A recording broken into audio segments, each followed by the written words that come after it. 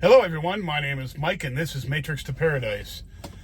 This is the channel that I've created to document my journey from the Matrix, which for me happens to be driving a truck right now, to traveling on to my paradise, which is going to be living overseas, to begin with, starting off in Southeast Asia and documenting my adventures over there. So that's my plan. Those are the things I'm working for right now. And I'm just basically saving money to get to that goal, to leave this job. Not that I don't like this job. This job's a very good job. It's probably the best job I've ever had in the Matrix. Is this job right here. I enjoy this much more than all the other stuff I've ever done. I don't know why I didn't do this earlier, but it is what it is. So, I am working towards saving the money, like I said, to go overseas, and I should be at my goal somewhere next summer, maybe spring, but probably like May, June area, right in that time era right there. That is where I'm thinking that I'm going to be close to where I'm supposed to be monetarily to go and do this adventure. And the reason why I'm saving so much money is because I have to cover the gap years between collecting Social Security at 62 and what age I'll be next summer, which will be 57. So you're looking at 5 years, and I have to have enough money to live overseas, as far as I know, living overseas, because I have done it. I was over there. I was in Cambodia for 4 months in 2019, and I got a very good lay of the land over there, and I got to talk to a lot of expats who've traveled around and done a lot of stuff, and I really got a really good feel for it. I was over there trying to get jobs teaching English, and I did get one job, but it didn't last. And that's a story for another day. I can tell that story too. That's a crazy, wild story. But anyway, so I was trying to work over there when I was doing that, and that didn't work out. So I had to come back to the States because I was running out of money. So this time I'm going to prepare myself properly. And then if I find any work, it'll be online. That'll be the way I'm going to go. And I will figure something out because I am totally determined. And I'm just going to document it all when I go over there. And right now, actually, and until I go over there. And then when I get over there, all on YouTube. So hopefully I can build up a following on YouTube. And people are interested in seeing it. So that's what I'm doing. The last time I talked to you, I was in Phoenix. And I am still in Phoenix. I had to go deliver that load that night. Okay, I was talking from Phoenix, or from the terminal, and I'm still here at the terminal, but I left and came back. And so I had the load that I had to get unloaded at 1:30 in the morning. So I went over there and got in there. And what they do is this place that I went to is Kroger. This Kroger warehouse. So they have you go in there, and they have you go in, park your truck, and then walk over to an office, whatever. And I go in there, and they say, go to a dock door and back in, and then we'll call you when you're ready. So I said, okay. So they told me the dock door. Open the doors in the trailer, pulled into the dock door, backed in there, and I waited. And I was thinking, oh, I'm going to get out of here quick, because I felt them. You can always feel when they're unloading the truck in the back. It's shaking the whole truck around. So I'm like, wow, okay. When you look out your mirror on the driver's side here, you look back there, and there's a light back there, a red and green light. And if it's green, you know that they haven't gone into the truck yet. When it's red, they're like, don't move the truck, we're unloading it. That's pretty much what red means. So they turned it on red, and they started unloading. And I'm like, oh, okay, great. This is working out, going fast, right? So I feel them back there taking out the stuff and whatever. And I'm waiting and I'm waiting. And they told me to wait in the truck until you get a phone call, because then they'll tell you to come in and pick up your bill of lading. So I'm sitting there and I'm sitting there and I'm sitting there, and I get a message on my phone, because I had given my phone number to the guards, to the guards. I get a message on my phone. Oh, they told me to, and plus they told me to take my bills that I had, take them into the office, and then the office told me to go out and wait in the truck. So they knew they had my phone number. So the next thing I realized, I get a text message, and I look at, this is about an hour later or 2 hours later, and I look at it. It says, Capstone, we are unloading your truck, and we'll give you a text message when we're done for the lumper payment. I didn't know this was a lumper place. I was instantly knew there was going to be bullshit. Instantly knew.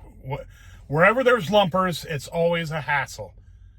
And lumpers, if you don't know what the lumpers are, they're union unloaders. They're like subcontractors that unload trucks at these warehouses. Why they don't hire their own unloaders, I have no idea.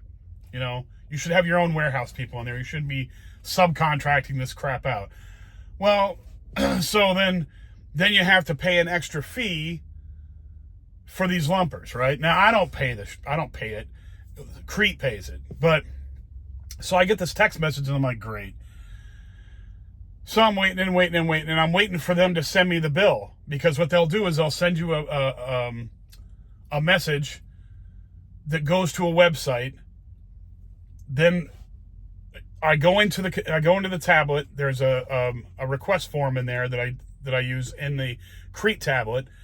Send them a request with this lumper's information and how much it is, and they send me back a code, a number. So you take this code that Crete sends you, and you, sorry, my head itches, and you put it into the when you go to the Capstone website where they take you when they send you that message, then you punch in that code and it goes through and it says, okay, you're all paid up, and then, run into the office and pick up your bills, right? So I'm waiting for that message. I'm waiting for, hey, how much is this, right? So I can go and send the request in, and blah blah blah. Well, I never got it, and I'm sitting there waiting, and I called Crete. This is like 4 hours after I've gotten there, right? So I call Crete, my dispatch, and tell them, hey, look, they sent me this. I didn't know this was the lumper load in the first place, but they sent me this lumper thing, and I haven't gotten any word from them. And I've been here for 4 hours, and I know they're done because I have a green light now on my truck. Well, I don't know why they haven't gotten this done. So I'm sitting there and waiting, and they're like, oh, okay, let us, get a hold of the customer service representative, see if they can find out, right? So now, I got there at 1:30. Okay, 1:30 in the morning. It's now like 7 o'clock in the morning, and I'm pissed off because it's way too long. I shouldn't have been there that long at all. I should have been done a long time ago. So I'm sitting there and I'm waiting. I'm like, I didn't hear anything back from Crete, and I kept texting them, and I'm like, bullshit, I'm going in there. So I walked up into the office, and there was another woman. The woman that was there at the beginning of the night only spoke Spanish. She didn't speak any English to me. Now, I don't know if that's the case, if that's true or not, or she didn't want to deal with me, and she feigned like she didn't speak English, but she wouldn't speak English with me. Luckily, I know some Spanish, so I was giving her shit, but I went back up to my truck. But when I went back in there again in the morning, I said, look, I am not leaving until this gets done. I don't care. It says Capstone right here. You work for them. You better figure this out right now.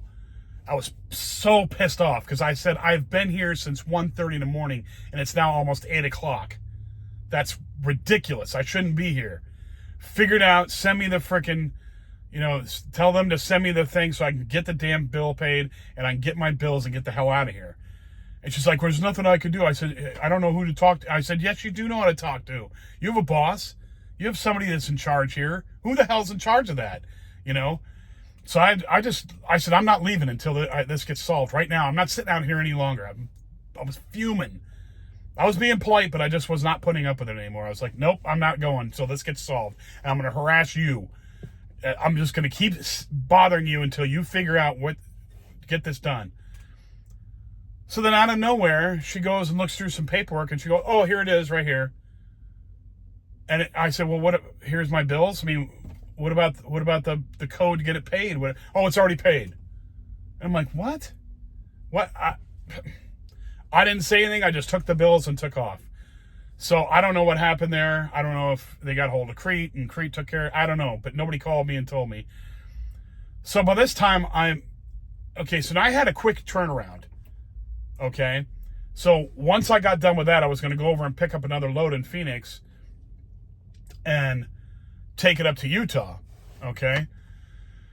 Well, they had run off so much of my clock that night that I wasn't going to have enough time to get to where I was going to go to make it feasible the next day with the time, the hours that I had left on my clock. So I just called my asset manager and told her, I said, look, I'm not going to make it. I'm here in Phoenix. I'm just going to go I was going to take time off next week. But I said, let me just take my time. I've already been out for 6 weeks now. I'm just going to take my time off. This totally frustrated me here with this place, Kroger. This is the worst experience I've had in my life, and I don't want to deal with this. And I don't have enough time to get up to Utah and get that load in before the Friday deadline. And she's like, okay, no problem. Excuse me. So I just went and took my, empty and came back here to the yard. Now I'm taking a couple days off. I had to get my truck worked on again. It seems like every single time I come back here after 6 weeks, there's something different wrong with it. Now granted it's 20-year-old vehicle, so it's nickel and dime stuff, but I'm not buying another vehicle in the rest of my life. So that truck's going to last me till I die or until I move overseas. So I'm not getting another vehicle. So it's a 2005 Ford Explorer, and I'm not getting another one. I'm not getting the vehicle's good. It's just getting old, but I'm not buying another vehicle, especially not a brand new vehicle. So forget that. So, so yeah, I had to throw another $200 into that today, but it got fixed and now I can drive it around and, I like my freedom and my time off. So I don't want to be confined to the truck. And they didn't really, Crete doesn't, you can use the truck, the semi truck to go get food and stuff once in a while, but they really kind of do, frown on that. And you could tell they don't really want you to be driving around with this thing because, they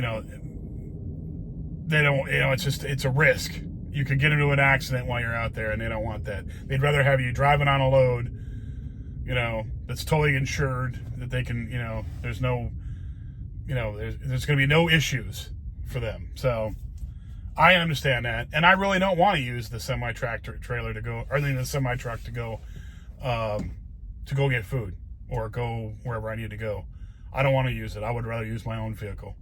And I like my freedom. I don't like to be tied down because I don't have a vehicle. That's the worst case scenario for me. Do not want that. So that's why I keep this thing. And of course, if I was going to stay in the United States, I probably still would keep this thing and keep working, keep putting money into it to keep it running. The engine's great, but, little stuff goes bad. Your brakes go out, your tires, just the list is endless. There's always something. So it's not a big deal, but it's, I have to keep putting a little bit of money into it every once in a while. But anyway, so I'm here in Phoenix. And I'm going to take 5 days off, and today was day number 1, so I got another 4 days to go goof off and do what I want. I'm going to go visit the aunties and go hang out with them and drink coffee and go pick up my mail and rest and relax. I've been on a long run this last time, so I'm going to do some relaxing and resting up and preparing myself for another month and a half out on the road. Probably take me through, I'm probably close to Christmas. So there we go. Anyway, the next load I got, now I do have, she did tell me she has a load for me on when I go back out on the 30th, and it's going up to the copper plant up in Miami, Arizona again, which is pretty cool because I've been up there before and I know what to expect up there. So there you go. So I'm going to have that on the 30th, which I don't know what day that's going to be. What's today's Friday, so we're talking probably like Wednesday, something like that. So yeah, there we go. Anyway, thanks for watching my videos. If you like the video, please hit the like button. I would also appreciate if you guys would subscribe to the channel. It helps out big time with the algorithm. And if you know anybody who likes these subjects, please pass it on to them. You know, travel, trucking, escaping the matrix, that sort of thing. Please direct them to my channel. I'd be appreciated.